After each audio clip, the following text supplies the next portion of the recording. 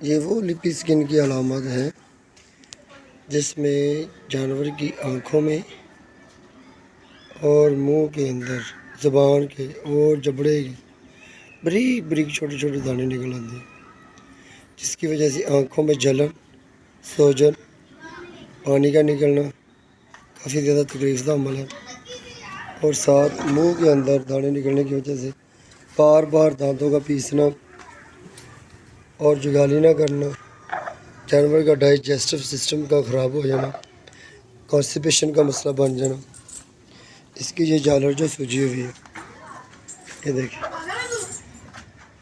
इसका हम फिर ये करते हैं कि हम फोर की आँखों और मुंह के अंदर